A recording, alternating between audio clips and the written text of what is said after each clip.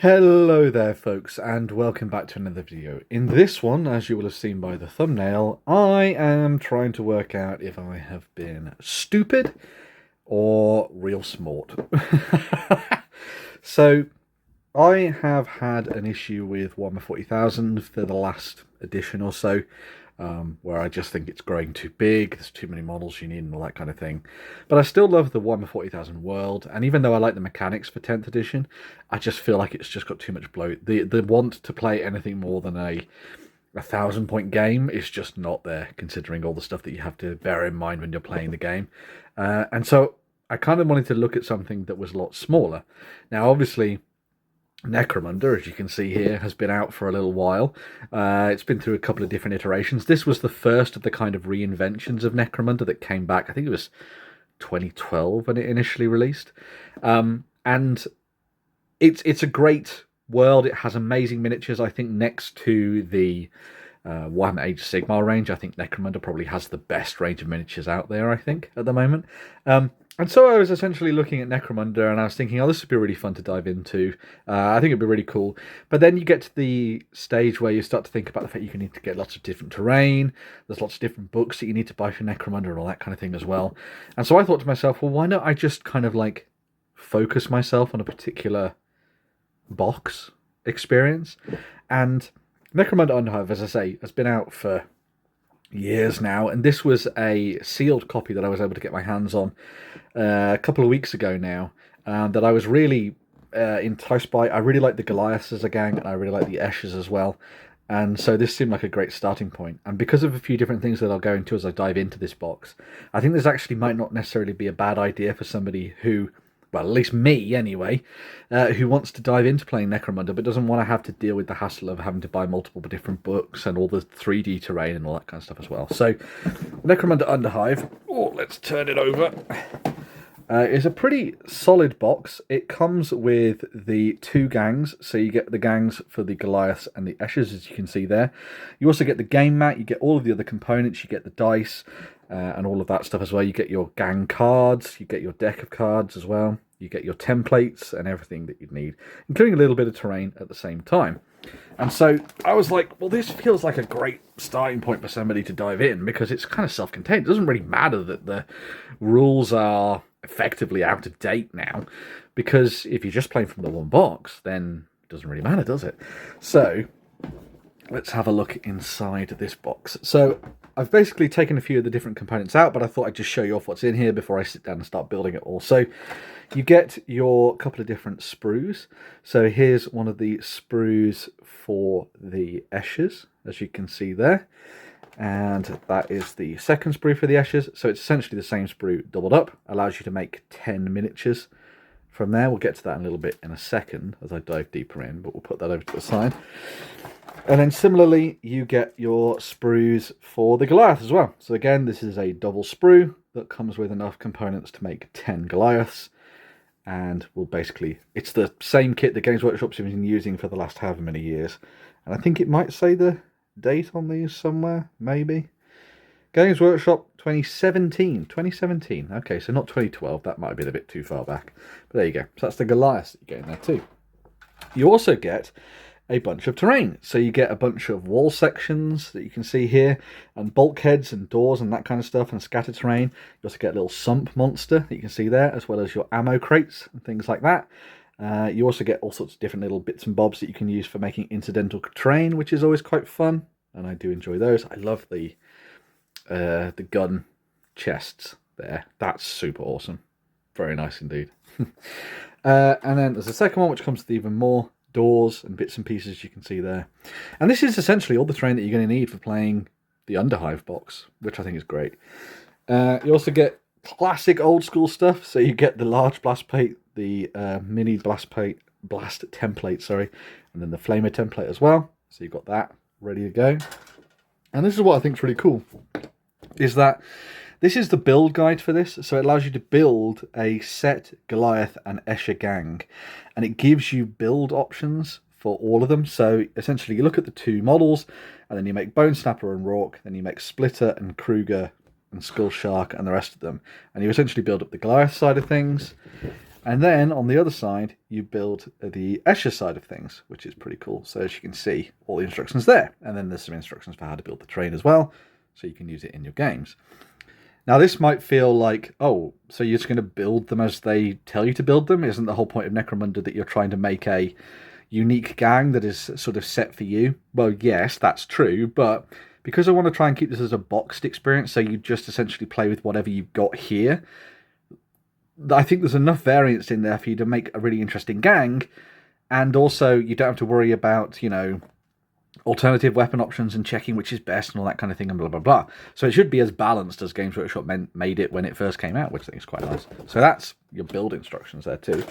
You also get a couple of cheat sheets. So nice cheat sheets in there as well, which is quite nice. So good stuff there. There is the rulebook, which we're going to go into in a little bit more detail in a second. So that's your rulebook that you've got.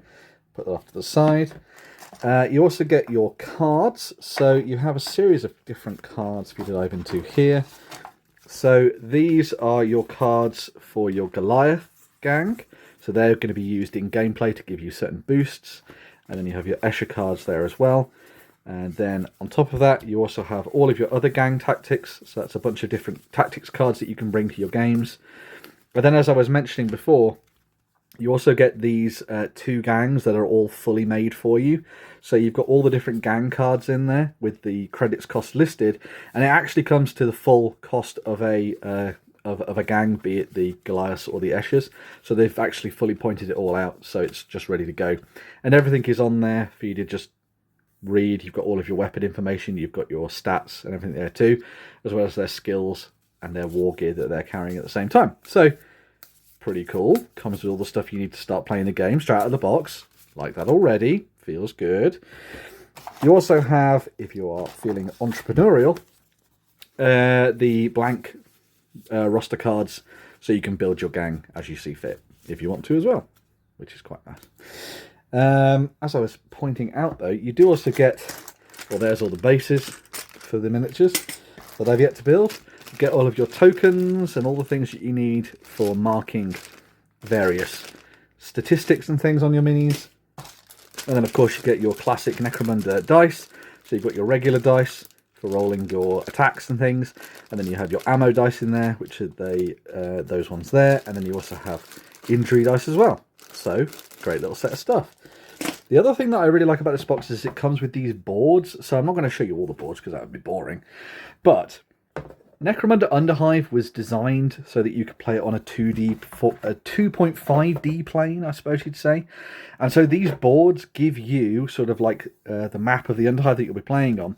And you can build them in various different ways to try and allow you to create different variants of a setup in the Underhive. And then you just use elements like the walls and things that we were just looking at in order to create more diverse and interesting landscapes that might involve pipes and doors and all that kind of stuff that you'd actually be diving through and escaping and that kind of thing as well. So, pretty cool. And you get loads and loads and loads of these. Now, here's one of the selling points for me that I thought when I was picking up Necromunda Underhive. I don't have to invest in buying lots and lots of different terrain. I don't have to invest in buying loads of different models.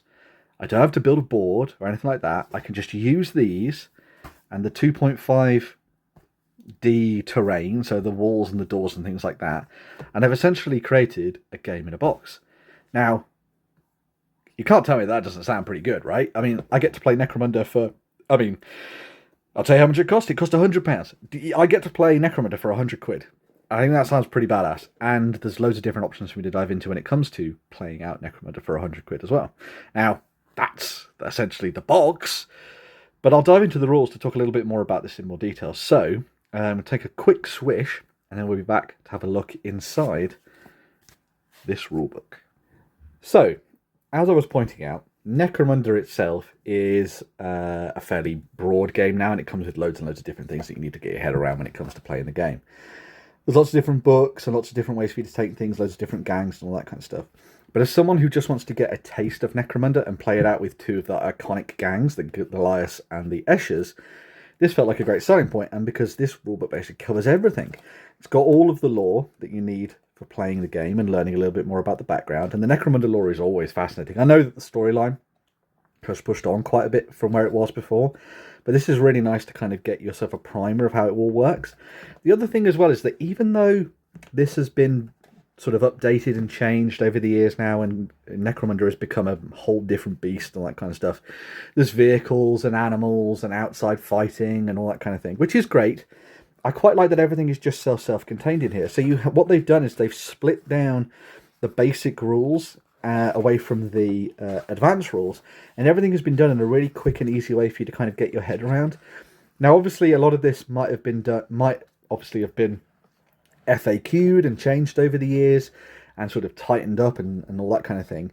But because everything's sort of like just in one book, I think this provides you with a really fascinating way to just dive in and have a little bit of fun and play Necromunda without the hassle of having to think about investing yourself in a huge amount of other models and terrain and all that kind of thing.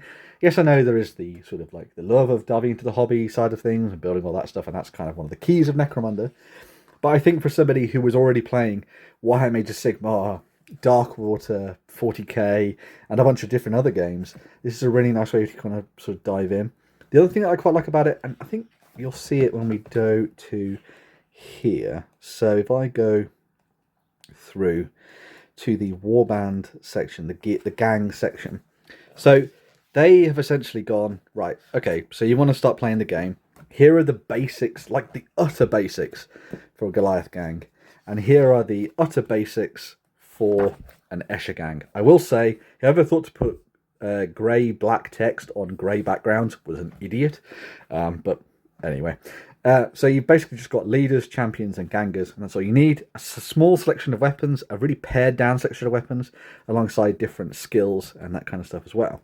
Now, as they've said, you can just build the models out of the box, and that creates the Iron Lords and the Carrying Queens. They are full gangs. But the thing that I really liked about this is that it doesn't then just sort of leave you to your own devices. You have a bunch of different scenarios that you can play and just dive in and have some fun with. So, as we saw before the advanced rules, they have an introductory scenario, which is actually played in the base of the box, which I think is really well done. I think that's great. And then beyond there, you have a series of different scenarios to play through. So there's 6 different ones. And you could take this and turn this into a little bit of a campaign. So you could dive in and you could be like, cool, well me and my friend, maybe I gave the Eschers to somebody and I did the Goliaths, or I paint both gangs or whatever. You could dive in and be like, cool, we're going to go through every single one of these campaigns. And it works a little bit like a game in a box, like a Darkwater game or a Blackstone Fortress or whatever.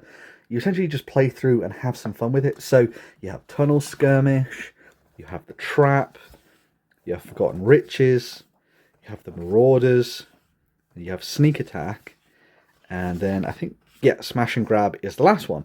So 6, technically 7 scenarios, pre-made gangs, already sorted for you. You don't have to worry about choosing the wrong weapons or anything like that.